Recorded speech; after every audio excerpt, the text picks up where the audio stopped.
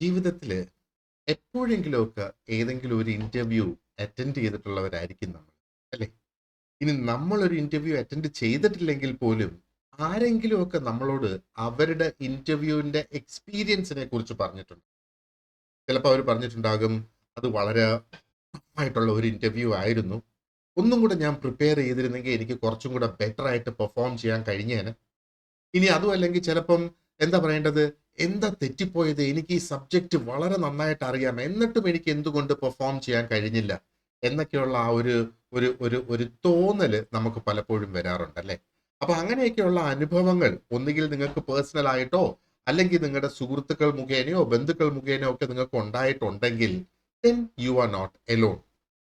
ശരിക്കും ആ ഒരു സത്യാവസ്ഥ നമ്മൾ നോക്കുകയാണെന്നുണ്ടെങ്കിൽ ഇന്റർവ്യൂ എന്ന് പറയുന്നത് it's not just about what you know. നമുക്ക് എന്തറിയാം എന്തറിയില്ല എന്നുള്ളത് മാത്രമല്ല ഇന്റർവ്യൂവിന്റെ ആ ഒരു ഔട്ട്കമ്മിനെ തീരുമാനിക്കുന്നത്.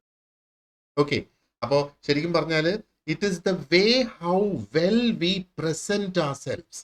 നിങ്ങൾക്ക് അറിയാവുന്ന ഇൻഫർമേഷൻ എത്ര നന്നായിട്ട് നമുക്കത് മുന്നോട്ട് വെക്കാൻ കഴിയുന്നു, മറ്റൊരു വ്യക്തിയെ പറഞ്ഞ് ബോധ്യപ്പെടുത്താനായിട്ട് കഴിയുന്നു എന്നുള്ളതാണ് ഒരു ഇന്റർവ്യൂവിന്റെ വിജയം എന്ന് പറയുന്നത്. ഒരു ഇന്റർവ്യൂവില് നമ്മുടെ പേഴ്സണാലിറ്റി ചെക്ക് ചെയ്യും, നമ്മുടെ നമ്മൾ പറയുന്നതിനകത്തൊരു ക്ലാരിറ്റി ഉണ്ടോ എന്നുള്ളത് നോക്കും, എന്തുമാത്രം കോൺഫിഡന്റ് ആണ് ഈ വ്യക്തി എന്നുള്ളത് നോക്കും, ആൻഡ് വളരെ ഇമ്പോർട്ടന്റ് ആയിട്ട് നമ്മുടെ ആറ്റിറ്റ്യൂഡ് ജഡ്ജ് ചെയ്യപ്പെടും എന്നുള്ളത്. So welcome to the interview preparation master class from Open School. എൻ്റെ പേര് സെബാസ്റ്റ്യൻ. അപ്പൊ നിങ്ങൾ കേരള PSC അല്ലെങ്കിൽ മറ്റ് ഏതെങ്കിലും തരത്തിലുള്ള ഗവൺമെന്റ് ജോബ്സിന് അസ്പയർ ചെയ്യുന്നവരാണെങ്കിൽ, അത് സ്റ്റേറ്റ് ഗവൺമെന്റ് ആയിക്കോട്ടെ, സെൻട്രൽ ഗവൺമെന്റ് ആയിക്കോട്ടെ, ഇനി അതും അല്ലെങ്കിൽ ഒരു പ്രൈവറ്റ് സെക്ടറിൽ പോലും ഒരു ജോലിയുടെ ഒരു ഇന്റർവ്യൂ അറ്റൻഡ് ചെയ്യേണ്ട ഒരു വ്യക്തിയാണ് നിങ്ങളെങ്കിൽ തീർച്ചയായിട്ടും നിങ്ങൾ ഈ ഒരു കോഴ്സ് അറ്റൻഡ് ചെയ്തിരിക്കണം. ഓക്കെ, സോ എന്തൊക്കെയാണ് ഈ ഒരു കോഴ്സിൽ നമ്മൾ പ്രൊവൈഡ് ചെയ്യുന്നത്, അല്ലെങ്കിൽ എന്തൊക്കെ ഈ ഒരു കോഴ്സ് കഴിയുമ്പോഴത്തേക്ക് നിങ്ങൾക്ക് ലഭിക്കും, എന്ത് രീതിയിൽ നിങ്ങൾ എംപവേർഡ് ആകും എന്നൊക്കെയുള്ളതാണ് നമ്മൾ ഈ ഒരു വീഡിയോയിൽ ഡിസ്കസ് ചെയ്യാൻ പോകുന്നത്. ആദ്യം തന്നെ ലെറ്റ് us see എന്താണ് ഇന്റർവ്യൂ പ്രിപ്പറേഷന്റെ റോൾ, പ്രത്യേകിച്ചും ഗവൺമെന്റ് ജോബ്സിൽ. നമുക്കറിയാം ഗവൺമെന്റ് ജോബ്സ് മാത്രമല്ല, പ്രൈവറ്റ് സെക്ടർ ജോബ്സ് എന്ന് പറയുമ്പോഴത്തേക്ക് പലപ്പോഴും മിക്കവാറും ഒരു ഇന്റർവ്യൂ മാത്രമായിരിക്കും ഉണ്ടാവുക. അതിന് ഒരു ടെസ്റ്റ് പോലും ഉണ്ടാകാനുള്ള ആ ഒരു സാധ്യതയില്ലേ. പക്ഷേ ഇവിടെ ഗവൺമെന്റ് ജോബ്സ് ആണെങ്കിൽ അതിന് ഓൾറെഡി മിക്കവാറും 3 റൗണ്ട് ആയിരിക്കും. ആദ്യം ഒരു പ്രിലിംസ് ഉണ്ടാകും, അത് കഴിഞ്ഞ് ഒരു മെയിൻ റിട്ടൺ ടെസ്റ്റ് കാണും, അത് കഴിഞ്ഞിട്ടായിരിക്കും ഇന്റർവ്യൂ വരിക.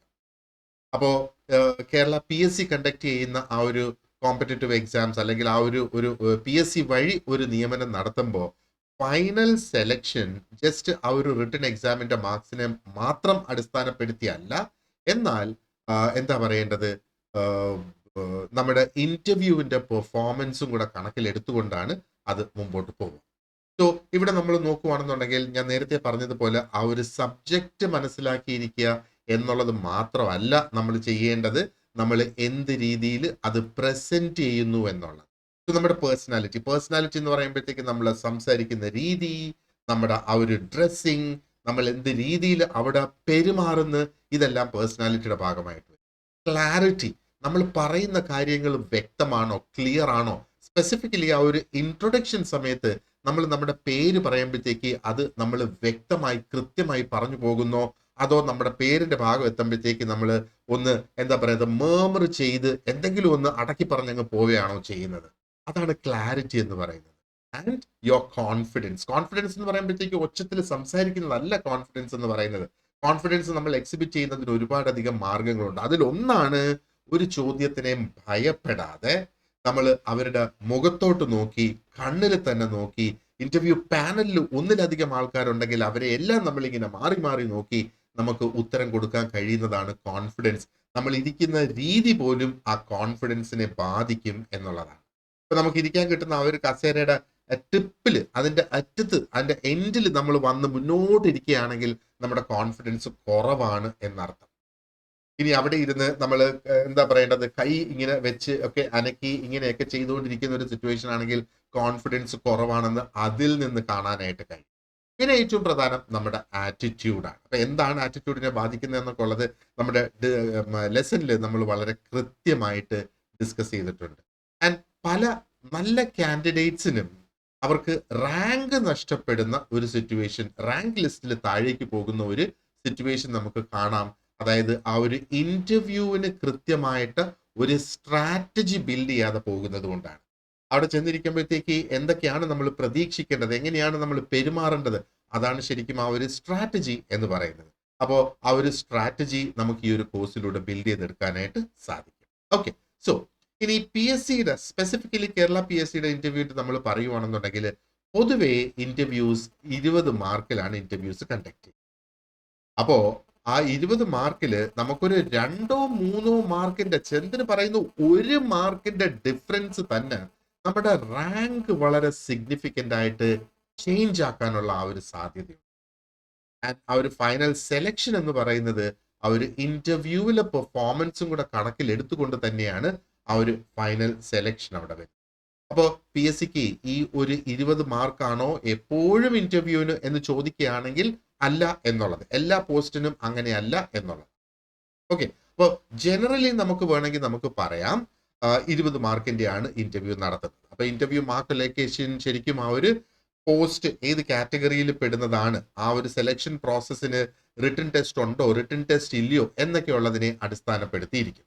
അപ്പം കൂടുതലും ഗസറ്റഡ് ആയിട്ടുള്ള ടെക്നിക്കൽ ആയിട്ടുള്ള പോസ്റ്റ്, അതിനകത്ത് ICDS സൂപ്പർവൈസർ വരും, ഡയറ്റീഷ്യൻ ഗ്രേഡ് 2 അതിനകത്ത് വരും, assistant professor, assistant lecturer, resource officer, clinical roles, ഇങ്ങനെയൊക്കെയുള്ള പലതരം റോൾസിനകത്തും അത് ഒന്നുകിൽ ടെക്നിക്കൽ, അതായത് ഒരു പ്രൊഫഷണൽ ആണ് അവിടെ ഈ ജോബിന് പോകുന്നത്. സോ ഡെഫിനറ്റ്ലി അതിന് ഒരു ഇന്റർവ്യൂ ഉണ്ടാകും. ഇപ്പൊ റിട്ടൺ ടെസ്റ്റ് നമുക്കറിയാം 100 മാർക്കിലാണ്, ആൻഡ് ഇന്റർവ്യൂവിന്റെ ആ ഒരു 20 മാർക്ക്, അപ്പൊ ടോട്ടൽ എന്ന് പറയുമ്പം 120 മാർക്കിലേക്കാണ് വരുന്നത്.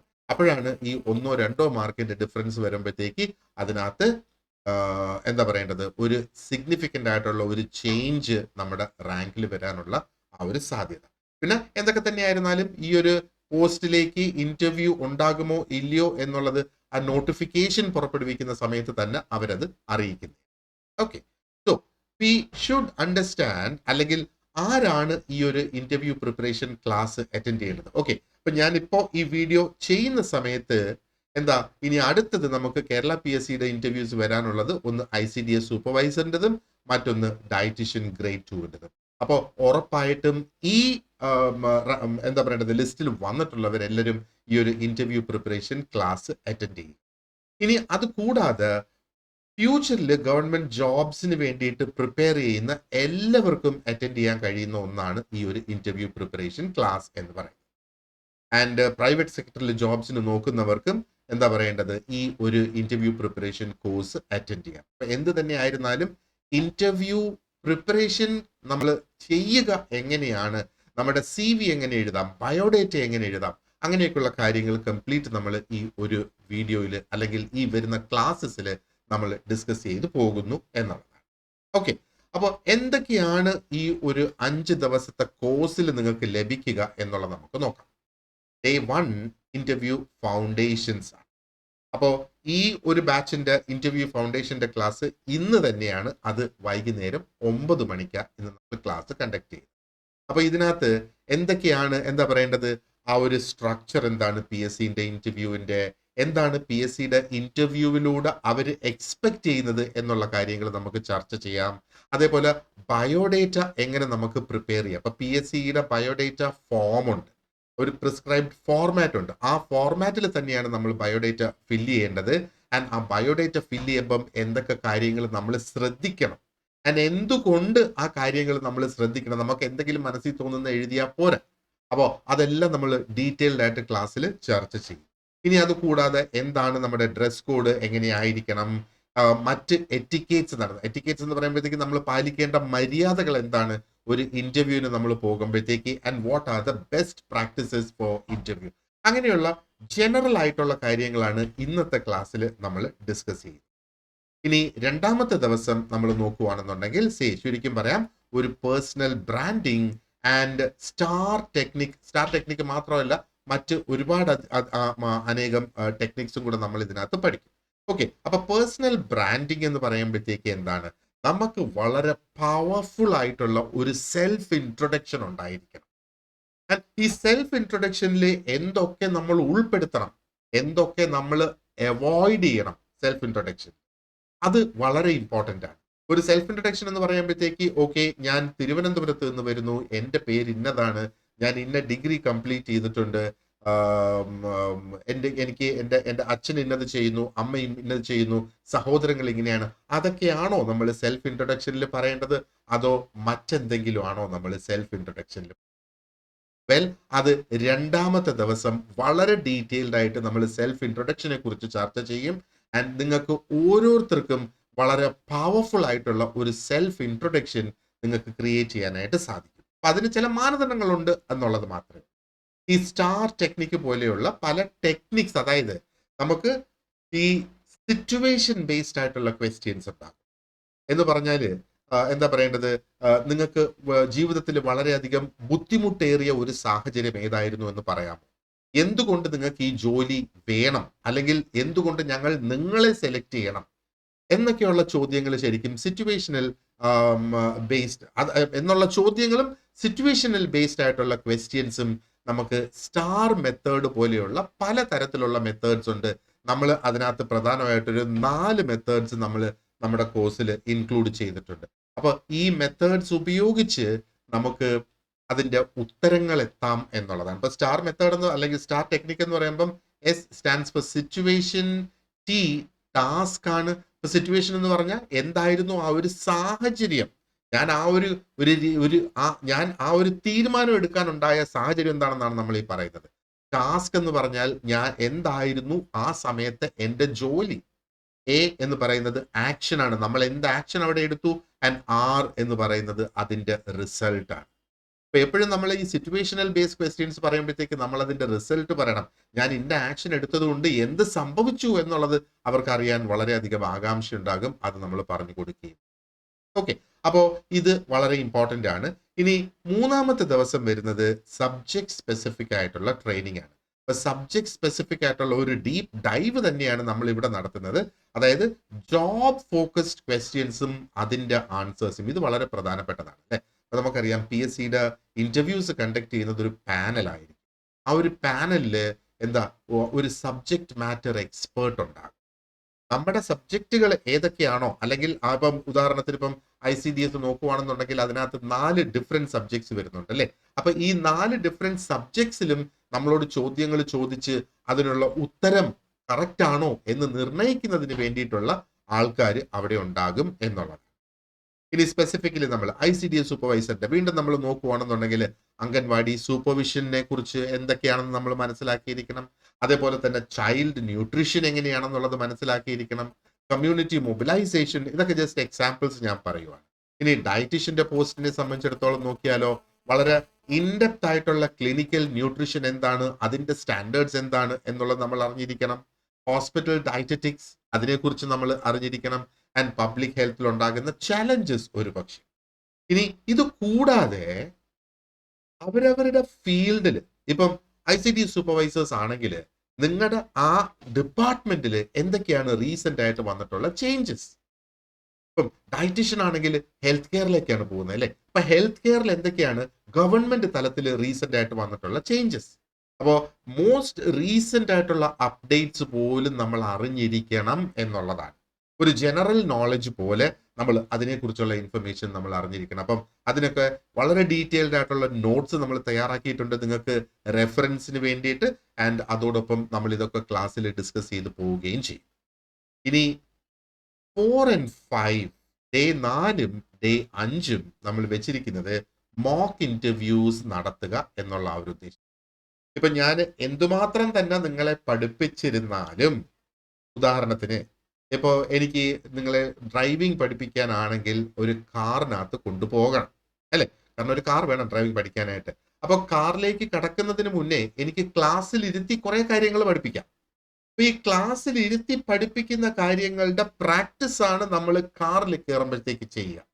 ആ ഒരു പ്രാക്ടീസ് ഇല്ല എങ്കിലോ എങ്ങനെ കാർ ഓടിക്കണമെന്നറിയാം, അല്ലെങ്കിൽ എങ്ങനെയാണ് അത് ചെയ്യേണ്ടതെന്നറിയാം, പക്ഷെ ആ സ്പെസിഫിക് സ്കില്ല് നമുക്കില്ലാതെ പോകും. അതുകൊണ്ട് ഇതിന്റെ ഏറ്റവും ഹൈലൈറ്റ് അല്ലെങ്കിൽ ഏറ്റവും പ്രധാനപ്പെട്ട ഭാഗം എന്ന് പറയുന്നത് ഈ മോക്ക് ഇന്റർവ്യൂസ് ആണ്. അപ്പൊ മോക്ക് ഇന്റർവ്യൂസ് എന്ന് പറയുമ്പോഴത്തേക്ക് അത് ഒരു റിയൽ ടൈം ഫീഡ്ബാക്ക് നിങ്ങൾക്ക് ലഭിക്കത്തക്ക രീതിയിൽ ആ ഒരു ഇന്റർവ്യൂസ് നമുക്ക് സിമുലേറ്റ് ചെയ്ത് എടുക്കാം. ഇനി സ്റ്റുഡൻസിന്റെ സ്പെഷ്യൽ റിക്വസ്റ്റ് അനുസരിച്ച് അവരവരുടെ മോക്ക് ഇന്റർവ്യൂസ് അവരവർക്ക് റെക്കോർഡ് ചെയ്ത് വേണമെങ്കിൽ നമുക്ക് പ്രൊവൈഡ് ചെയ്യാം. അപ്പോൾ അത് നോക്കിയിട്ട് പിന്നീട് നിങ്ങൾക്ക് എന്താണ്, എങ്ങനെയാണ് നിങ്ങൾ പെർഫോം ചെയ്തത്, അതിന്റെ ഫീഡ്ബാക്ക് എന്താണ്, അതിനെ ബേസ് ചെയ്ത് എന്തൊക്കെ ചേഞ്ചസ് വരുത്തണം എന്ന് നമുക്ക് കൃത്യമായിട്ട് മനസ്സിലാക്കി പോകാം.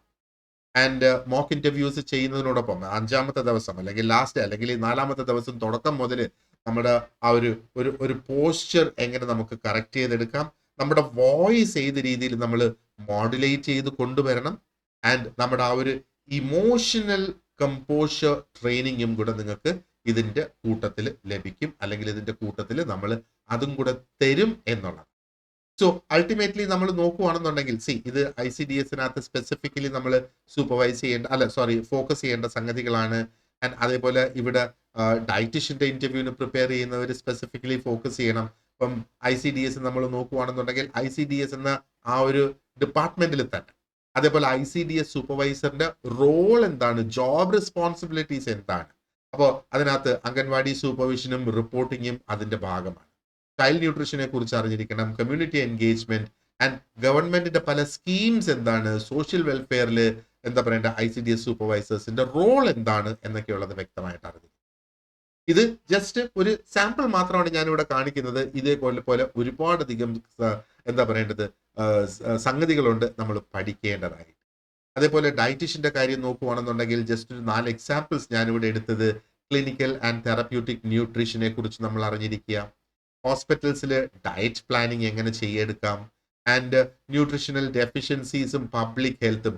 Government is concerned about the public health. അപ്പൊ പബ്ലിക് ഹെൽത്ത് അതിന് വേണ്ടിയിട്ടുള്ള സ്കീംസ് എന്തൊക്കെയാണ് എന്നുള്ളത് നമ്മൾ മനസ്സിലാക്കിയിരിക്കും. അതേപോലെ ഫുഡ് സേഫ്റ്റി റെഗുലേഷൻസിനെ കുറിച്ച്.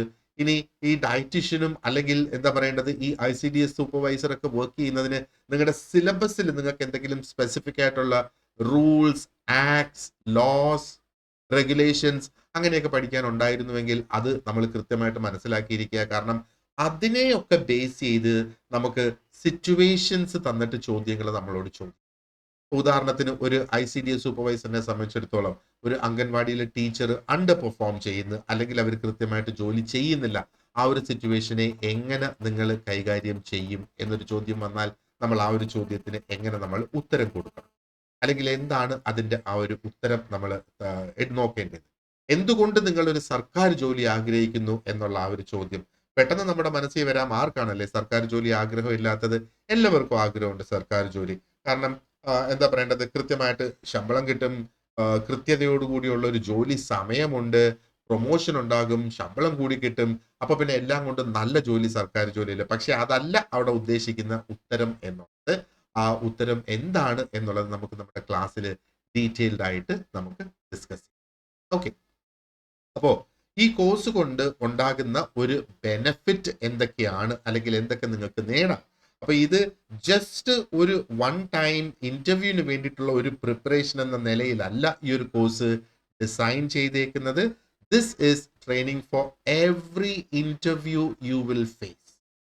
നിങ്ങളുടെ ജീവിതത്തിൽ നിങ്ങൾക്ക് ഫേസ് ചെയ്യേണ്ടി വരുന്ന എല്ലാ ഇന്റർവ്യൂസിനും നിങ്ങൾക്ക് ഉപയോഗിക്കാൻ പറ്റുന്ന ഒരുപാടധികം ലെസൺസ് ഇൻക്ലൂഡ് ചെയ്ത് കൊണ്ട് തന്നെയാണ് ഈ ഒരു കംപ്ലീറ്റ് ലെസൺ നമ്മൾ തയ്യാറാക്കിയിട്ടുള്ളത്. അത് പ്രൈവറ്റ് സെക്ടറിലാകാം, അക്കാഡമിക് ഇൻസ്റ്റിറ്റ്യൂഷൻസിലാകാം, ഇനി എന്താ പറയേണ്ടത് ഫ്യൂച്ചറിൽ എന്തെങ്കിലുമൊക്കെ ഒരു ബ്രാൻഡ് ബോർഡിന്റെ പ്രൊമോഷൻസിന് വേണ്ടിയിട്ടാകാം, അല്ലെങ്കിൽ ഒരു പ്രൊമോഷന് വേണ്ടിയിട്ടുള്ള ഒരു ഇന്റർവ്യൂ ആകാം. ഓക്കെ, എന്ത് തന്നെ ആയിരുന്നാലും ശരി തന്നെ നമുക്ക് അൺഷേക്കബിൾ ആയിട്ടുള്ള കോൺഫിഡൻസ് ബിൽഡ് ചെയ്തെടുക്കണം. എപ്പോഴാണ് നമ്മുടെ കോൺഫിഡൻസ് കൂടുന്നത്? നമുക്കത് ചെയ്യാനുള്ള ആ ഒരു കഴിവുണ്ട് എന്ന് നമ്മൾ തന്നെ ചെയ്ത് നോക്കുമ്പോഴാണ് നമുക്ക് ആ ഒരു കോൺഫിഡൻസ് ശരിക്കും ബിൽഡ് ആവുന്നത്, അല്ലെ? അതേപോലെ കമ്മ്യൂണിക്കേഷനിലെ ക്ലാരിറ്റി ഒരുപാടധികം കൊണ്ടുവരിക. ഇനി when we are under pressure, നമുക്ക് എന്തെങ്കിലും തരത്തിലുള്ള ഒരു പ്രഷർ ഉണ്ടാകുന്ന സമയത്ത് ഒരു പക്ഷേ നമ്മൾ ചെയ്യുന്ന കാര്യങ്ങളൊക്കെ തെറ്റിപ്പോകും. എന്നാൽ ആ പ്രഷറിനെ നമുക്ക് എങ്ങനെ തരണം ചെയ്യാം എന്നുള്ളത്. ഒരിക്കലും നമ്മൾ പ്രഷർ ഇങ്ങോട്ട് എടുക്കരുത്. കാരണം തേങ്ങയല്ലാതെ മറ്റൊന്നും നമ്മുടെ തലയ്ക്ക് മുകളിൽ വന്ന് വീഴില്ല. ബാക്കിയെല്ലാം നിലത്ത് വീണിട്ട് ഉരുണ്ടുരുണ്ടുരുണ്ട് അല്ലെങ്കിൽ പതുക്കെ നടന്ന് നമ്മളടുത്തേക്ക് വരും. അങ്ങനെ തന്നെയാണ് നമ്മളടുത്തേക്ക് എല്ലാ പ്രശ്നങ്ങളും വരുന്നത്. ഈ നടന്നു വരുന്നതിനിടയിൽ നമുക്ക് അതിനെ തടഞ്ഞു നിർത്താം, തരണം ചെയ്യാം, ആ പ്രശ്നത്തിനെ നമുക്ക് ഇല്ലാതെയാക്കാം. സോ അവിടെ പ്രഷറൈസ്ഡ് ആയി പോയി കഴിഞ്ഞാൽ നമുക്കിതിനെ തടയാനായിട്ട് കഴിയില്ല എന്നുള്ളത്. ഒരു ഒരു പ്രൊഫഷണൽ പ്രസൻസ് എങ്ങനെ നമുക്ക് ക്രിയേറ്റ് ചെയ്യാം? How do you look like A professional? How do you behave? How do you act like one? അതിന് നമ്മുടെ ബോഡി ലാംഗ്വേജ് നമ്മൾ റെഗുലേറ്റ് ചെയ്യണം എന്നുള്ളത്. ഓക്കെ, സോ ആൻഡ് ഈ സെൽഫ് പ്രസന്റേഷൻ നമ്മൾ പഠിക്കും. ഓക്കെ, ആൻഡ് വളരെയധികം കോൺഫിഡൻസോടുകൂടി ഏത് ഇന്റർവ്യൂ ലോകത്തിന്റെ ഏത് ഭാഗത്തായിരുന്നാലും നിങ്ങൾക്ക് ഈ പഠിക്കുന്ന ടെക്നിക്സ് നിങ്ങൾക്ക് ഉപയോഗിക്കാം. ഇത് ജസ്റ്റ് ഒരു ലെക്ചർ ക്ലാസ് അല്ല ഈ 5 ദിവസത്തേക്ക് നമ്മൾ പ്ലാൻ ചെയ്തേക്കുന്നത്. ഇറ്റ്സ് ആൻ ആക്ഷൻ ക്ലാസ് എന്ന് വേണമെങ്കിൽ നമുക്ക് പറയാം. കാരണം പഠിത്തത്തിന്റെ കൂടുതൽ ഭാഗവും നിങ്ങൾ തന്നെയായിരിക്കും അവിടെ ചെയ്യുക. I will only B facilitating the course. അപ്പോൾ ഓപ്പൺ സ്കൂളിനെ കുറിച്ച് ആൻഡ് ഈ ഒരു കോഴ്സ് കംപ്ലീറ്റ് ഡെലിവറി ചെയ്യുന്ന എന്നെ കുറിച്ച് ഒന്ന് പറയാനാണെങ്കിൽ ഒത്തിരി അധികം എക്സ്പീരിയൻസ് ആയിട്ടുള്ള ഒരു വ്യക്തിയാണ് ഞാൻ, പ്രത്യേകിച്ചും dealing with elderly people, with grown ups എന്നുള്ളത്. അപ്പോൾ കരിയർ ഡെവലപ്മെന്റിന് വേണ്ടിയിട്ടായിരുന്നാലും PSC പ്രിപ്പറേഷന് വേണ്ടിയിട്ടായിരുന്നാലും ലാംഗ്വേജ് ട്രെയിനിങ്ങിന് വേണ്ടിയിട്ടൊക്കെ ആയിരുന്നാലും ശരി, ഒത്തിരി അധികം റിച്ച് ആയിട്ടുള്ള ഡൈവേഴ്സ് ആയിട്ടുള്ള ഒരു എക്സ്പീരിയൻസ്ഡ് ആയിട്ടുള്ള ഒരു ഇൻഡിവിജ്വൽ ആണ് ഞാൻ. ആൻഡ് യു ഗെറ്റ് ഈ ഒരു അക്കാഡമിക് ആൻഡ് ബിഹേവിയറൽ ട്രെയിനിങ് നിങ്ങൾക്ക് ഓപ്പൺ സ്കൂളിൽ നിന്ന് തന്നെ ലഭിക്കും എന്നുള്ളത്. ആൻഡ് ഈ മോക്ക് ഇന്റർവ്യൂസ് നമ്മൾ നടത്തുന്ന സമയത്ത് റോൾ സ്പെസിഫിക് ആയിട്ടുള്ള ഫോക്കസ് ആയിരിക്കും നമ്മൾ എടുക്കുക. നേരത്തെ ഞാൻ പറഞ്ഞതുപോലെ നിങ്ങളുടെ റോൾ സ്പെസിഫിക് ആയിട്ടുള്ള, അപ്പൊ മോക്ക് ഇന്റർവ്യൂസ് എന്ന് പറയുമ്പോഴത്തേക്ക് നമ്മൾ എല്ലാവരെയും കൂടെ വിളിച്ചു ഒരു ക്ലാസ്സിൽ ഇരുത്തിയിട്ട് ഒരാളെ അതിനകത്ത് നിന്ന് കൊണ്ടുവന്ന ഒരു മോക്ക് ഇന്റർവ്യൂ അങ്ങനെയല്ല. ഓരോരുത്തരും ആ ഒരു ഇന്റർവ്യൂ ആക്ച്വലി ഫീൽ ചെയ്യണം, അനുഭവിക്കണം. എന്താണ് അതിനകത്ത് വരുന്ന ആ ഒരു എക്സ്പീരിയൻസ് നിങ്ങൾക്ക് ഉണ്ടാകണം. ഇത് മാത്രമല്ല, പോസ്റ്റ് കോഴ്സ് സപ്പോർട്ടും ഉണ്ടാകും ഫോർ ഫ്യൂച്ചർ ഇന്റർവ്യൂസ്. നമുക്കറിയാം, ഇപ്പോൾ നമ്മൾ നോക്കുന്ന ടാർഗറ്റ് ചെയ്യുന്ന ഈ ഇന്റർവ്യൂസ് തന്നെ നമ്മൾ നോക്കിയിരുന്നാലും ശരി തന്നെ അത് കുറച്ച് സമയമെടുക്കും. ചിലപ്പോൾ 1 മാസം കഴിഞ്ഞിട്ടൊക്കെ ആയിരിക്കും. അതിന് മുന്നേ എന്തായാലും ആ ഒരു ഇന്റർവ്യൂ ഡേറ്റിന് 1, 2, 3 ദിവസമൊക്കെ ഉള്ളപ്പം നമുക്ക് വീണ്ടും ഒന്ന് റിഫ്രഷ് ചെയ്തെടുക്കാം എന്നാണ്. Okay, so only limited seats available, so enroll immediately. And enrol ചെയ്യുന്നതിന് ആകെ ചെയ്യേണ്ടതെന്ന് പറഞ്ഞാൽ ഈ ഒരു വീഡിയോയുടെ ഡിസ്ക്രിപ്ഷൻ ബോക്സിൽ ഞാൻ ഒരു വാട്സാപ്പ് ഗ്രൂപ്പ് ജോയിൻ ചെയ്യാനുള്ള, അതായത് നമ്മുടെ interview preparation study group join ചെയ്യാനുള്ള ലിങ്ക് കൊടുത്തിട്ടുണ്ടാകും. ആ ലിങ്കിൽ ക്ലിക്ക് ചെയ്ത് വാട്സാപ്പ് ഗ്രൂപ്പിൽ ജോയിൻ ചെയ്യാം. ഇനി ഡയറക്റ്റ് ആയിട്ട് എന്നെ കോൺടാക്ട് ചെയ്യുകയോ അല്ലെങ്കിൽ എനിക്ക് മെസ്സേജ് അയക്കുകയോ ചെയ്യാം വാട്സാപ്പിൽ, and I will get in touch with you. And ഇതിന് ഒരു ചെറിയ വളരെ നോമിനൽ ആയിട്ടുള്ള ഒരു ഫീ ഉണ്ടായിരിക്കും. അപ്പോൾ നിങ്ങൾ ഇൻസ്റ്റിറ്റ്യൂഷൻസിൽ നമ്മളൊരു ഇന്റർവ്യൂ പ്രിപ്പറേഷൻ കോഴ്സിന്റെ ഒരു ഫീ നമ്മൾ ചോദിക്കുകയാണെന്നുണ്ടെങ്കിൽ it will run into thousands. പക്ഷെ നമ്മുടേത് വളരെ മിനിമൽ ആയിട്ടുള്ള ഒരു ഫീ മാത്രമേ ഉള്ളൂ. നിങ്ങൾ എന്നെ കോൺടാക്ട് ചെയ്യുക അല്ലെങ്കിൽ ഗ്രൂപ്പിൽ ജോയിൻ ചെയ്യുക. ആൻഡ് ആ ഒരു അവസരത്തിൽ അതിന്റെ ഡീറ്റെയിൽസ്, ഫീയുടെ ഡീറ്റെയിൽസ് ഒക്കെ ഞാൻ നിങ്ങൾക്ക് തരാം. ആൻഡ് മറ്റൊരു പ്രത്യേകത എന്ന് പറയുന്നത്, ഇത് റെക്കോർഡഡ് ക്ലാസ് ബേസ് ചെയ്തല്ല ഈ ഒരു പ്രിപ്പറേഷൻ. കാരണം ഇന്റർവ്യൂ പ്രിപ്പറേഷൻ അല്ലെങ്കിൽ ഒരു ഇന്റർവ്യൂവിന് തയ്യാറെടുക്കുക എന്ന് പറയുന്നത് റെക്കോർഡഡ് ക്ലാസ്സസിലൂടെ പഠിപ്പിക്കാൻ പറ്റുന്ന ഒന്നല്ല. ഒരു പക്ഷേ പഠിപ്പിക്കാമായിരിക്കാം, പക്ഷെ ആ ഒരു എഫക്റ്റ്, കംപ്ലീറ്റ് എഫക്റ്റ് അത് ഒത്തിരി അധികം എഫക്റ്റീവ് ആകില്ല എന്നുള്ളത്. അതുകൊണ്ട് തന്നെയാണ് ഇത് ലൈവായിട്ടായിരിക്കും എല്ലാ ക്ലാസ്സസും നടത്തുക. ലൈവായിട്ട് യൂട്യൂബിലൂടെ അല്ല, ലൈവായിട്ട് ഗൂഗിൾ മീറ്റിലൂടെ. അപ്പോൾ അത് ഇന്ററാക്റ്റീവ് ആയിട്ടുള്ള ഒരു സെഷൻ ആയിരിക്കും. എനിക്ക് അങ്ങോട്ടും നിങ്ങളോട് സംസാരിക്കാം, നിങ്ങൾക്ക് എന്നോടും സംസാരിക്കാം. വീഡിയോ ക്ലാസ്സസ് തന്നെയാണ് നമ്മൾ ഈ ഒരു ലൈവ് സെഷനിലൂടെ പ്രൊവൈഡ് ചെയ്യുന്നത്. Okay, so that brings us to the end of discussion for the interview preparation. എല്ലാവരും ജോയിൻ ചെയ്യുക ഈ ഒരു കോഴ്സിന്. കാരണം ഇത് ഒരു ലൈഫ് ടൈം എന്താ പറയേണ്ടത് ഓപ്പർച്യൂണിറ്റിയാണ്. ഒരു ലൈഫ് ടൈം ഓപ്പർച്യൂണിറ്റി എന്ന് മാത്രമല്ല, നമ്മുടെ ജീവിതത്തിനെ നമ്മൾ എന്താ പറയേണ്ടത് ഒന്ന് അപ്ഗ്രേഡ് ചെയ്യുകയാണ്. കാരണം വളരെ കോൺഫിഡൻസോടുകൂടി ഇതിന് ശേഷം ഏത് തരത്തിലുള്ള ഒരു ഇന്റർവ്യൂവും നിങ്ങൾക്ക് അറ്റൻഡ് ചെയ്യാനായിട്ട് സാധിക്കും എന്നുള്ളത്. Okay, so thank you very much for watching this video, and you have a great day ahead. Wish you all the very best.